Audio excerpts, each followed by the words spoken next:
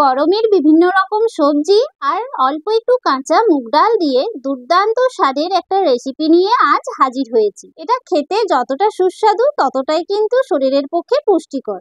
তাই সম্পূর্ণ ভিডিওটি দেখার জন্য অনুরোধ রইল। নমস্কার বন্ধুরা, মাধুরীর হেসেলে সকলকেই সাদর আমন্ত্রণ জানিয়ে, পুরনো বন্ধুদের অসংখ্য ধন্যবাদ জানিয়ে আর নতুন বন্ধুদের আমার পাশে থাকার জন্য অনুরোধ জানিয়ে আজকের ভিডিওটি চলো শুরু করে ফেলি। এখানে আমি এই সময় যা যা সবজি পাওয়া যায় সেই সমস্ত কিছু সবজি নিয়ে নিয়েছি। সবজিগুলোর মধ্যে রয়েছে বেগুন, গাজর, লাউ, ঝিঙ্গে, পটল, সজনে ডাঁটা, কুমড়ো।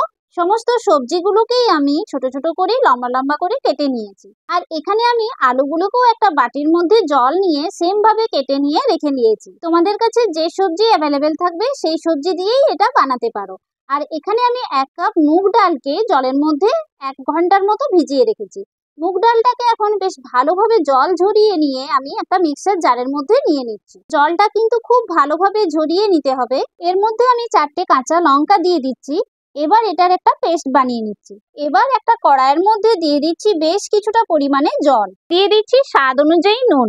সবজিটাতে যতটা পরিমাণে নুন লাগবে সেই নুনটা একেবারে এখানে আমি দিয়ে দিলাম।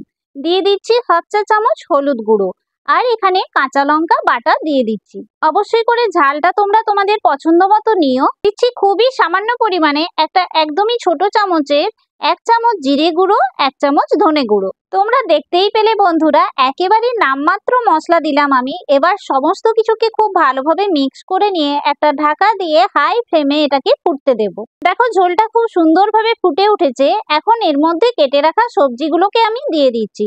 আর আলুগুলোকেও জল থেকে তুলে আমি এর মধ্যে দিয়ে দিলাম। এবার খুব ভালোভাবে নাড়াচাড়া করে নিয়ে একটা ঢাকা দিয়ে মিডিয়াম ফ্লেমে আমি এটাকে রেখে দেব। মোটামুটি 10 মিনিট মতো এটাকে আমি হতে দেব। ততক্ষণে দেখো মুগ ডালের পেস্টটাকে একটা বাটির মধ্যে আমি ঢেলে নিচ্ছি। এর মধ্যে দিয়ে দিচ্ছি স্বাদ অনুযায়ী নুন। এবার হাত দিয়ে খুব ভালোভাবে এটাকে ফেটিয়ে নেব। ততক্ষণে দেখো সবজিটাও আমার এদিকে মোটামুটি রেডি হয়ে গেছে। সবজিটাকে এখানে আমি মোটামুটি 80 to 90% মতো সেদ্ধ করে নিয়েছি। এবার এখানে আমি ওই পেস্ট করে রাখা মুগ ডাল ব্যবহার করব। হাতের মধ্যে অল্প একটুখানি নিয়ে ছোট্ট ছোট্ট আকারে এইভাবে আমি ঝোলের মধ্যে দিয়ে দিচ্ছি। তবে এই ডালটা ব্যবহার করার সময় ফ্লেমটাকে কিন্তু একেবারেই আমি লোতে রেখেছি। ফ্লেম কিন্তু একেবারে মিডিয়াম বা হাইতে রাখা যাবে না, নইলে কিন্তু বড়াগুলো ঘেঁটে যেতে পারে। আর বড়াগুলো একেবারেই এরকম ছোট্ট ছোট্ট করে একটু দূরে দূরে দিতে হবে। এখন কিন্তু আমি কোনো রকম ভাবে এটাকে নাড়াচাড়া করব না। 2-3 মিনিট মতো ফ্লেমটাকে মিডিয়ামে রেখে এটাকে আমি ফুটতে দেব। ততক্ষণে বড়াগুলো একটু শক্ত হয়ে যাবে। 2-3 মিনিট পর বড়াগুলোকে নাড়াচাড়া করে আমি ঝোলের মধ্যে ডুবিয়ে দিচ্ছি উল্টে পাল্টে, খুবই হালকা হাতে। দেখো বড়াগুলো কিন্তু আমার শক্ত হয়ে গেছে। এখন 5 মিনিট মতো এটাকে আমি ফুটিয়ে নিলাম। দেখো বড়াগুলো খুব সুন্দরভাবে শক্ত হয়ে গেছে, ঝোলটা বড়ার মধ্যে খুব সুন্দরভাবে ঢুকে গেছে, আর সমস্ত সবজিগুলো খুব ভালো করে সেদ্ধ হয়ে গেছে। এখন আমি পরের স্টেপে চলে যাব। ওপর থেকে দিয়ে দেব এর মধ্যে একটা ছক। ছকটাতে আমি সর্ষের তেল গরম করে নিয়ে 1 চা চামচ কালো জিরে আর 2টো শুকনো লঙ্কাকে ভেজে নিয়েছি। এখন ছকটা দিয়ে খুব সুন্দরভাবে মিক্স করে নিচ্ছি।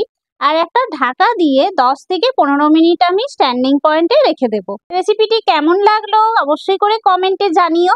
আর ভালো লেগে থাকলে অবশ্যই করে একটা লাইক দিও। আর সুস্থ থাকো, পরিবারের সবাইকে সুস্থ রাখো, আর বাকিরাও যাতে সুস্থ থাকে ভিডিওটি বেশি বেশি করে শেয়ার করে চ্যানেলটিকে সাবস্ক্রাইব করে পাশে থেকো।